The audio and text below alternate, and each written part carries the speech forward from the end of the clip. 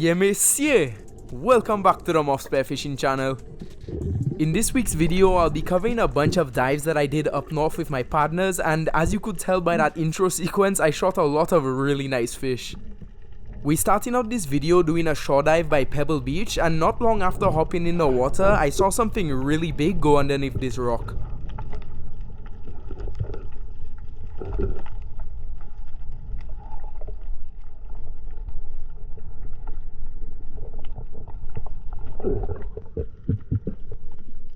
I know it's kinda hard to see, but that movement right there is the fins of a really nice Washawou or Rainbow Parrotfish. I was going to take a shot there, but I couldn't get the angle I wanted, so I went out and checked the other side.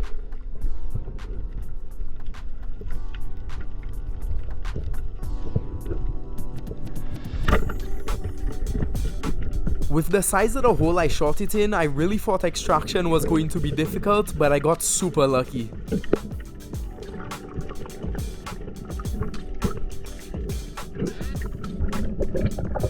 Now, in some of my previous videos, I've actually had some run-ins with these fish before, but I've never actually had the chance of shooting one, making this my first ever Washawou. In St. Lucia, these fish are commonly considered one of the hardest fish to hunt, and from my own experience, I find they are quite rare as well. With that being said, I was really happy for this 11-pounder to have been my first, but unfortunately it was the only fish I got that day. However, with me being an absolute madman, I still went there the next day, and as soon as I hopped in the water, I ran into a fish that I've been trying to hunt for years.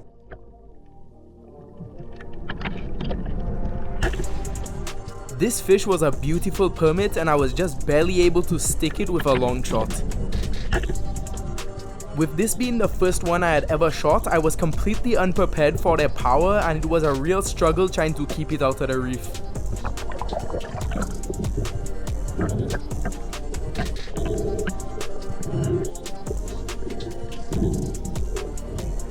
Eventually, that fish started losing its strength, and it was just a matter of pulling it up and grabbing it by the tail.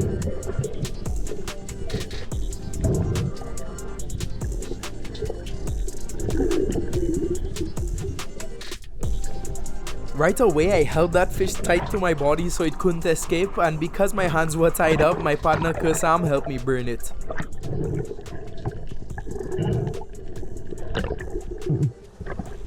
Now, for many of y'all who have been watching my channel for a while or follow me on Instagram and TikTok, you would know that when I shoot a big fish like this that's super important to me, I would lose my mind. However, at this point in time, it hadn't registered that I just landed my first ever permit, and I was just too focused on dealing with the fish to realize it. The look and behavior of these permits has fascinated me for as long as I can remember, and because of the fact that I had only seen a handful of them before this fish was super important to me. When I got back home, I also found out that they are absolutely delicious, with them having the same texture and taste as shellfish. That definitely puts them in my top 3 eating fish, and I would definitely recommend it. Afterwards, I put my permit on the boat and started picking off some smaller fish like this nice barjack.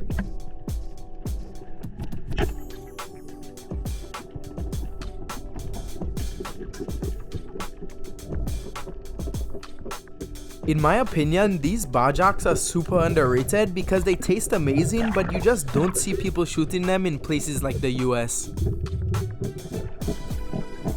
This one here was a pretty decent size and a great addition for the cooler. Now, because I had already taken that permit, anything else I shot was just a bonus, and I was in autopilot mode as I went down the reef. However, after taking this barjack, I ran into something that I was completely unprepared for. I had the opportunity at another permit, but then this happened.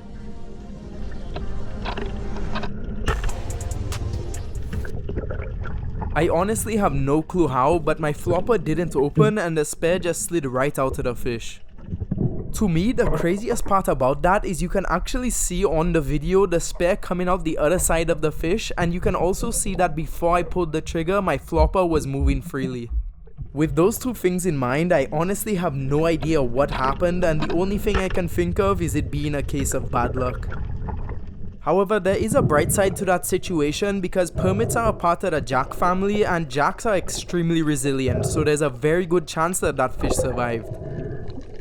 After that, we continued diving at pebbles for a while but didn't see anything else, and we decided that we would try changing spots.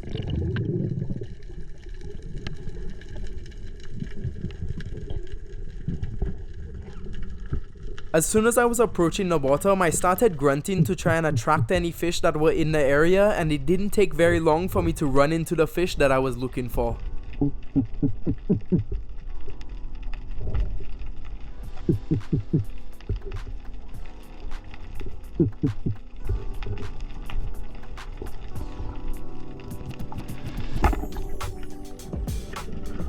This nice grey snapper was the exact reason we came to this mark, as it's a place where I've shot lots of really nice ones in the past. I've actually showcased this spot in previous videos, and as you can see here, we normally get them in massive schools.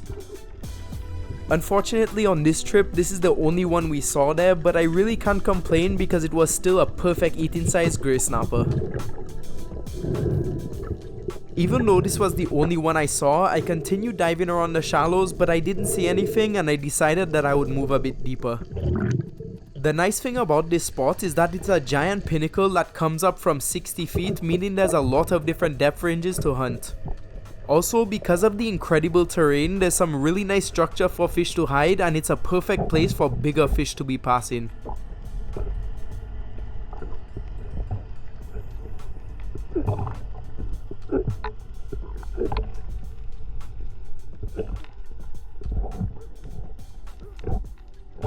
As I was making my drop, I wasn't 100% sure of where I was landing, but when I got closer to the bottom, I realized I was in a really good spot. This area was full of life with lots of potfish around, and I was really hoping that would mean there would be some monsters nearby.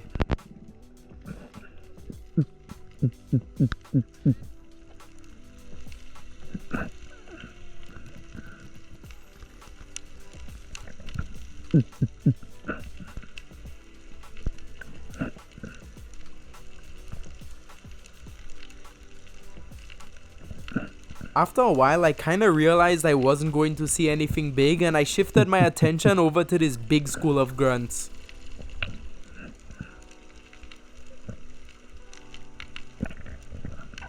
Because of how dense those fish were in that school, I knew I could go for a double shot, but right before pulling the trigger, I saw an even better opportunity.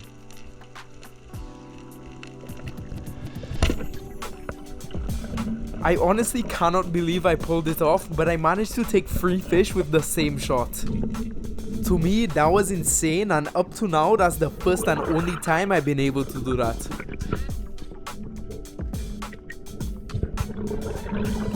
Now, it probably would have been cooler if I took out some bigger fish like that, but to be fair, taking 3 fish with the same shot intentionally required some insane luck and skill.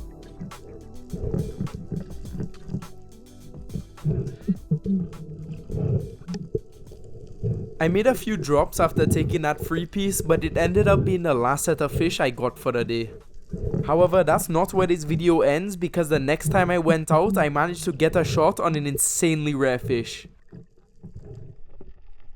On that day, I was just out on a shore dive behind point with a bunch of my partners, but the sea was super dry. For some strange reason, we just weren't seeing anything to shoot, and after a couple hours of that, we decided to cut our losses. However, once we actually started heading home, that's when we started seeing fish, and I made a drop on a really nice queen parrotfish. I wasn't really paying attention as I made my drop, but then when I looked up, I saw something that caught me completely off guard. This beautiful pair of African Pompanos was just staring me right in the face. With a nasty shot like that, I didn't even check what had happened, but once I got it into my hands, it fully registered that I just took out my second ever AP. Jamil! Oi! Jamil! Gassa! Raise your head! African Pompano! As you could see, I was super excited about that fish, and it was for a very good reason. Unlike in other places in the world, African Pompanos are super rare in St. Lucia, so this fish was completely unexpected.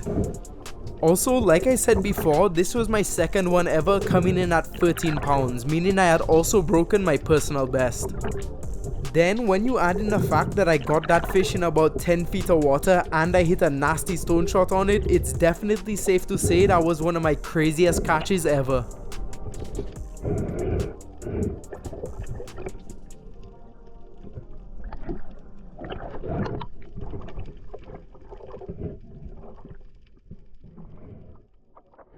Unfortunately, that's the last of the footage I have for this week's video, but I dig nothing because next week I have a mad one dropping. I don't want to spoil too much, but we're starting out next week's video with me jumping off a moving boat to try and shoot a tuna. I also ended up stoning a massive barracuda, so make sure to subscribe so you don't miss out on that. As always, thanks for watching and I hope to see you all next week. Later.